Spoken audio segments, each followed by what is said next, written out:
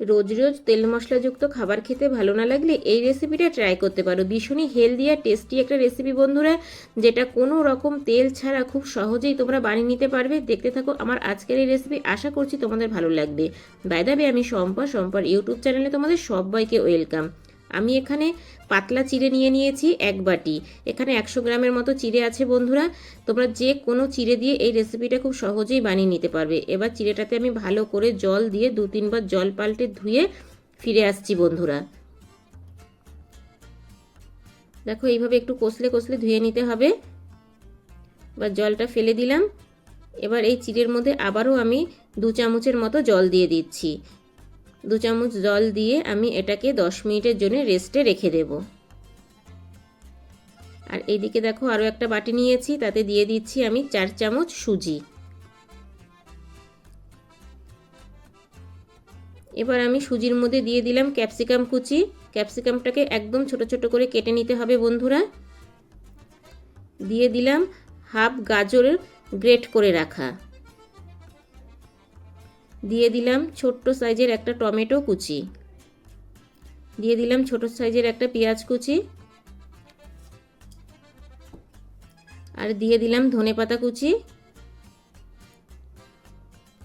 আর একটা লঙ্কা কুচি। লঙ্কাটা তোমরা যে যার ইচ্ছে মতো দেবে। দিয়ে দিলাম পরিমাণ মতো লবণ। এবার সব সবজিগুলো দিয়ে আমি সুজিটাকে ভালো করে মেখে নেব। লবণটা দেওয়ার ফলে সবজিগুলো কিন্তু একদমই নরম হয়ে যাবে বন্ধুরা। ভীষণই টেস্টি আর হেলদি একটা রেসিপি বন্ধুরা, অবশ্যই বাড়িতে একবার ট্রাই করবে, যেটা খেতে বাচ্চা বড় সবাই ভীষণ পছন্দ করবে। এইভাবেই আমি মেখে এটাকে সাইড করে রেখে দেব।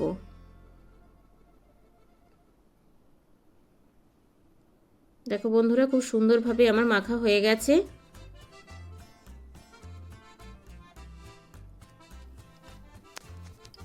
এবার আমি ঢাকা চাপা দিয়ে রেস্টে রেখে দেব সাইড করে। এবার এদিকে দেখো দুটো আলু নিয়েছি, মানে একটা আলু আমি বড় সাইজে সিদ্ধ করে নিয়েছি। এবার আলুটাকে গ্রেট করে নিচ্ছি।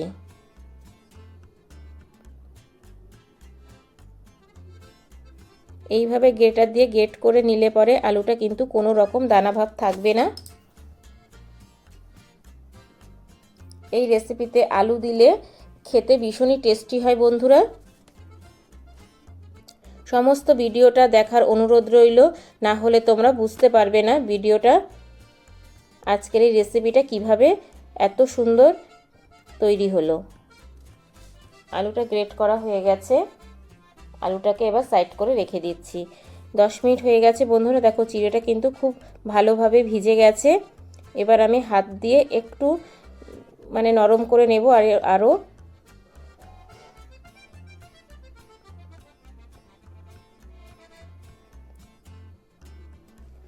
এবার আমি এই চিড়ের মধ্যে দিয়ে দিচ্ছি গ্রেট করা আলু।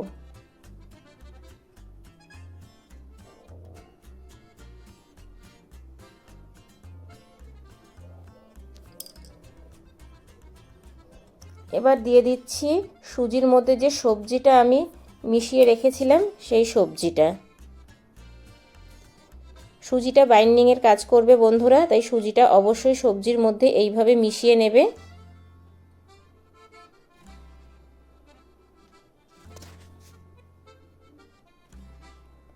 এবার এখানে আমি দিয়ে দিচ্ছি আরেকটু লবণ। এবার ভালো করে আমি মেখে নেব। সমস্ত উপকরণগুলো একসাথে খুব ভালোভাবে মেখে নিচ্ছি।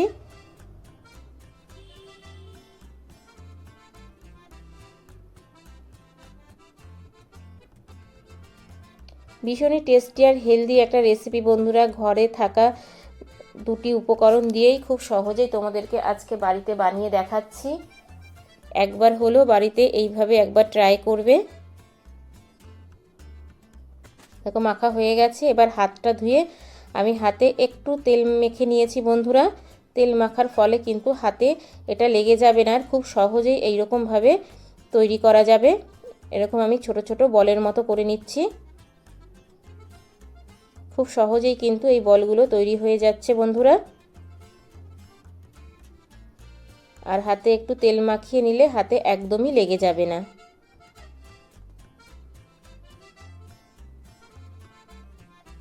দেখো আমার আরও একটা হয়ে গেছে।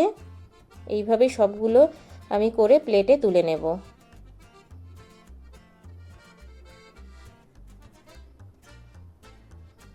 দেখো বন্ধুরা সবগুলো বল কিন্তু আমার রেডি হয়ে গেছে। কত সুন্দর লাগছে দেখতে দেখো বলগুলো।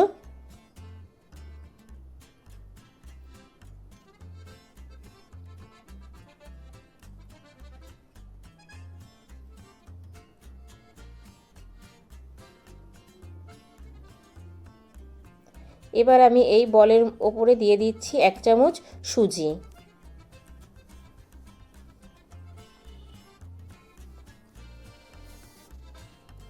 সুজিটা দেওয়ার পরে আমি এইভাবে নাড়িয়ে কোট করে নেব সুজির। দেখতেই পাচ্ছ বন্ধুরা কত সহজে জিনিসটা হয়ে যাচ্ছে। হাত দিয়ে করতে হবে না, এইভাবে একটু ঝাঁকালে পরেই কিন্তু সুজিটা কোট হয়ে যাবে।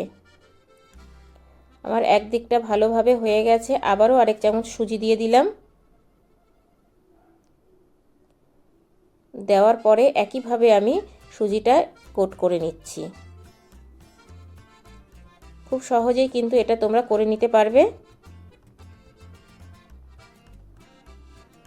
দেখো বন্ধুরা এবার তোমাদেরকে দেখাচ্ছি। দেখো বন্ধুরা সুজি দিয়ে কোট করার পর কত সুন্দর লাগছে দেখতে আর কতটা লোভনীয় লাগছে।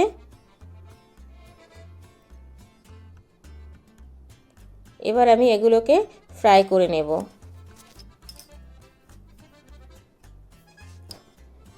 তার জন্য গ্যাসে একটা ফ্রাই প্যান বসিয়ে দিয়েছি, তাতে দিয়ে দিচ্ছি 1 চামচ বাটার।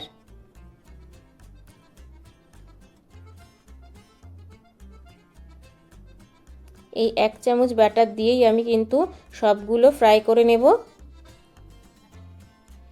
বাটারটা একটু ভালোভাবে গরম করে নিলাম। এবার গ্যাসের ফ্লেমটা একদমই লো করে দিতে হবে। এবার যে বলগুলো আমি রেডি করে রেখেছিলাম সেগুলো দিয়ে দিলাম। তবে বলগুলো কিন্তু ভীষণ সফট বন্ধুরা, বেশি খুন্তি দিয়ে নাড়া যাবে না, এইভাবে নাড়িয়ে চাড়িয়ে রেডি করে নিতে হবে।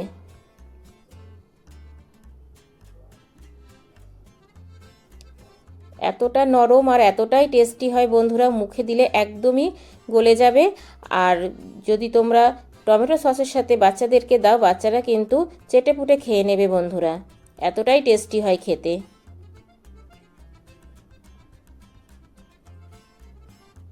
এই রেসিপিটা তোমরা সন্ধেবেলা স্ন্যাক্স হিসেবে খেতে পারো, চা বা কফির সাথে। দেখো এইভাবে নাড়িয়ে চাড়িয়ে আমি এটাকে একটু সময় নিয়ে করে নেব বন্ধুরা। তবে এই সময় কিন্তু গ্যাসের ফ্লেমটা হাই রাখা যাবে না, তাহলে কিন্তু নাস্তাগুলো পুড়ে যাবে আর ভেতরটা একদমই কাঁচা থাকবে। ওপরটা কিশমিশ খেতে হবে সুজি দেওয়ার জন্যে, আর ভেতরটা কিন্তু একদম নরম, এতটাই মজার হয় খেতে। চিড়ে দিয়ে যে এত সুন্দর একটা নাস্তা হয় বন্ধুরা, তোমরা যদি না করে খাও বাড়িতে বুঝতে পারবে না। আর যাদেরকে খাওয়াবে তারা তো বুঝতেই পারবে না এটা চিড়ে দিয়ে করা হয়েছে, আর খাওয়ার পরে রেসিপি জানতে চাইবে। তো দেখো বন্ধুরা আমার কিন্তু এগুলো রেডি হয়ে গেছে। এবার আমি ওপর থেকে একটু কাশ্মীরি লঙ্কার গুঁড়ো দিয়ে দিচ্ছি গার্নিশের জন্য, দেখতে ভালো লাগবে, তবে ঝাল হবে না। কাশ্মীরি লঙ্কার গুঁড়োটা দেওয়ার পরে আবারও একটু নাড়িয়ে নিয়েছি। তা দেখো বন্ধুরা কত সুন্দর দেখতে হয়েছে, কতটা লোভনীয় লাগছে। তা আমার আজকের এই রেসিপি তোমাদের কেমন লাগলো ছোট্ট একটা কমেন্টস করে জানিও, কারণ তোমাদের ছোট্ট ছোট্ট কমেন্টস আমাকে ভিডিও করতে অনেক বেশি উৎসাহ দেয়। বাই দ্য ওয়ে এতক্ষণ দেখছিলে সম্পার ইউটিউব চ্যানেল। আবার দেখা হচ্ছে তোমাদের সাথে নেক্সট কোনো নতুন রেসিপিতে। ততক্ষণের জন্য টাটা বাই বাই, সবাই ভালো থেকো সুস্থ থেকো। আর আমার চ্যানেলে কেউ যদি নতুন ভিজিট করে থাকো, আমার চ্যানেলটাকে সাবস্ক্রাইব করে পাশে থাকার বেল আইকনটা অল করে দিও, যখনই আমি নিত্য নতুন ভিডিও আপলোড দেবো তোমাদের কাছে পৌঁছে যাবে। Thank you for my video watching.